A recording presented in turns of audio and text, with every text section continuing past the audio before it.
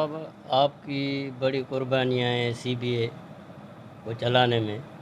अब सीबीए और इंतज़ामिया में एक फटा चल रहा है, वो सीबीए को ख़त्म करना चाहते हैं। इसमें आपका मज़दूरों को क्या पैगाम देंगे? देखें, मेरी गुजारिश ये है कि सीबीए और मैनेजमेंट एक साइकिल के दो पहिए होते हैं। सही। वो भी एक इदारा है तो सीबीए भी एक इदारा है। और सीबीए का ये राइट है जो उसको मिलना चाहिए। मुझे बड़े दुख और अफसोस से कहना पड़ता है कि सीबीए के पूरे टेन्योर में एक तो मैनेजमेंट ने जो मज़दूरों के बुनियादी मसाइल हैं, चाहे वो प्रमोशन पॉलिसी है, अफसरान के तो प्रमोशन होते रहे, लेकिन फरवरी 2010 से वर्कर्स के कोई प्रमोशन नहीं हुए। वो अगर चौथे ग्रेड में अपॉइंट हुए, रेगुलर हुए, तो वो अभी तक वो चौथे ग्रेड में है। और इन 3 सालों में जो उनको डिमांड देनी चाहिए थी, जो हुकूमत ने हर साल बजट में महंगाई अलाउंस होता है, और मैं समझता हूँ कि वो महंगाई अलाउंस सीबीए मज़दूरों की तनख्वाह बढ़ाती है, जहाँ पे इदारों में सीबीए होती है, तो उनकी डिमांड भी मंजूर नहीं की है, उनके प्रमोशन भी नहीं किए। उल्टा ये कि उनका टेन्योर जैसे ही पूरा हुआ है और उनके ऑफिस पे हमला करना, मैं उसकी मजम्मत करता हूँ कि ऐसा नहीं होना चाहिए। ये उनका लीगल राइट है कि जब तक कि पाकिस्तान स्टील में दूसरा रेफरेंडम नहीं होता और दूसरी सीबीए टेक ओवर नहीं करती, ये अगर ये दोबारा इलेक्शन होते हैं, यही जीत के आते हैं, तो यही बैठेंगे। इसी तरह मैं समझता हूँ कि हम लोग 2008 में सीबीए बने, 2008 से लेके 16 तक हम सीबीए रहे, तो ऑफिस रेफरेंडम भी इस बीच में होते रहे, ऑफिस हमारे हवाले थे। जब हमारी यूनियन ने इलेक्शन हारे तो फिर इनकी यूनियन ने वो ऑफिस टेक ओवर किए। तो यही होता है कि पाकिस्तान स्टील इंतज़ामिया फ़ौरन रेफरेंडम कराए, जो कानूनी तरीका है, और रेफरेंडम में रोड़े ना अटकाए। ये रेफरेंडम में रुकावट पैदा करने के लिए, मज़दूरों को एक दीवार से लगाने के लिए इन्होंने ये इक़दाम किया है। मैं इसकी मज़म्मत करता हूँ। और सीबीए को उनकी जो जायज़ मराहत हैं या जायज़ उनके जो काम हैं, जो उनकी डिमांड है, मैं तो ये कहूँगा कि उनकी चार्ट ऑफ डिमांड मंजूर की जाए। उनको फ़ेज़ 4 जो बोर्ड ऑफ डायरेक्टरेट से अप्रूव्ड है, फ़ेज़ 4 से पैसे आएंगे तो स्टील मिल को इनकम होगी। वहाँ पे जो है ना कब्ज़े हो रहे हैं, फ़ेज़ 4 जो पाकिस्तान स्टील की ज़मीन है, वहाँ पे कब्ज़े हो रहे हैं। वो तो छुड़ाने से रहे, न स्टील मिल के एम्प्लॉइज़ को वो मकान दे रहे हैं, और चले हैं जी ये सीबीए के ऑफिस को ताला लगाने। तो ये गलत है, इनको फ़ौरन ये ताले खोलने चाहिए। और वर्कर का अपना राइट है, आइनी हक है। आईआरए है जो शहीद जुल्फ़िकार अली भुट्टो ने 1973 में मज़दूर को हक दिया है, ये इनका हक है सीबीए का, चाहे कोई भी हो, और रेफरेंडम होना चाहिए। जो रिटायर मुलाजिम हैं उनके क्या हाल है, उनको सोच सोच के उन बेचारों को कई अल्लाह को प्यारे हो गए, कई को फालिज का अटैक हो गया, कई बीमारियों में चल रहे हैं, उनको उनका अपना प्रोविडेंट फंड, अपनी ग्रेजुएटी वो हुकूमत तक नहीं दे रही। अरबों रुपए का फंड आता है, वो अपने लोगों को मोबिलाइज करने के लिए तो दे दिया जाता है, लेकिन क्या पाकिस्तान स्टील का एम्प्लाई पाकिस्तानी नहीं है? क्या पाकिस्तान स्टील पाकिस्तान में नहीं है? क्या पाकिस्तान स्टील का रिटायर मुलाजिम जो आग भूखा मर रहा है, उनके अपने ड्यूज़ नहीं दिए जाते कि वो अपने बच्चों की शादियां कराएं? वो टेंशन में मारे जा रहे हैं, अल्लाह को प्यारे हो रहे हैं। रोज़ मैं फ़ेसबुक पे देखता हूँ कि स्टील मिल का रिटायर मुलाजिम अल्लाह को प्यारा हो गया। और रिटायर मुलाजमीन के लिए जो जदोजहद भी कर रहे हैं, राव जुल्फ़िकार साहब, गफ़ार भुट्टो साहब, मिर्ज़ा मकसूद साहब, नज़ीर जान साहब, दीगर लोग, उनकी जदोजहद को मैं सलाम पेश करता हूँ कि ये हक़ है। और दूसरा हक़ ये फ़ेज़ 4 का एम्प्लॉइज़ का हक़ है, फ़ेज़ 4 फ़ौरन मज़दूरों को दिया जाए, जिनको मकान नहीं है उनको मकान दिए जाएं, और इलीगल एक्टिविटीज़ ना मैनेजमेंट की तरफ से होनी चाहिए ना यूनियन की तरफ से होनी चाहिए।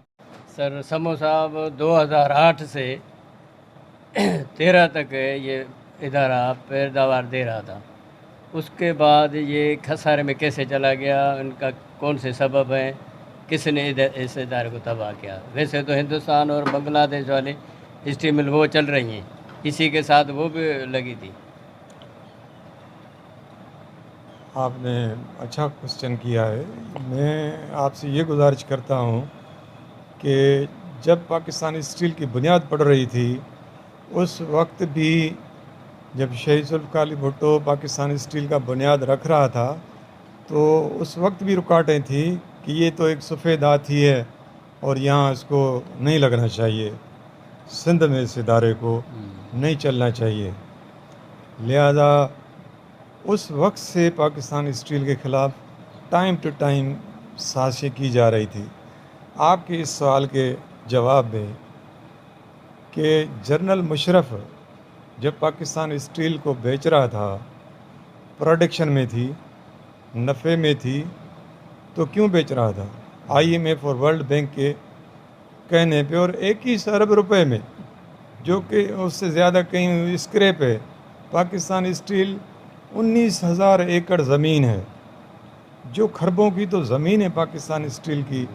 इंडस्ट्रियल पट्टियाँ हैं, कमर्शियल पट्टियाँ हैं, कमर्शियल एरियाज़ हैं, तो खरबों रुपए की तो पाकिस्तान स्टील की ज़मीन है। अपनी जेटी है, जहाज़ जहाँ खड़े होते हैं, तीन जहाज़ बहरी जहाज़ एट ए टाइम आके हमारी जेटी पे लगते हैं। उन लोगों की शुरू से ही पाकिस्तान स्टील में नज़र थी, IMF की, वर्ल्ड बैंक की। और ये भी मैं आपको बताऊं, जब लोहे के 2008 में क्राइसिस आए तो इंडिया का मित्तल, उसकी खुद अपनी स्टील मिलें जो इंडिया में थी, अमेरिका में जो स्टील मिलें थी वो बंद हो गई। लाखों लोग जो है ना बेरोज़गार हो गए थे।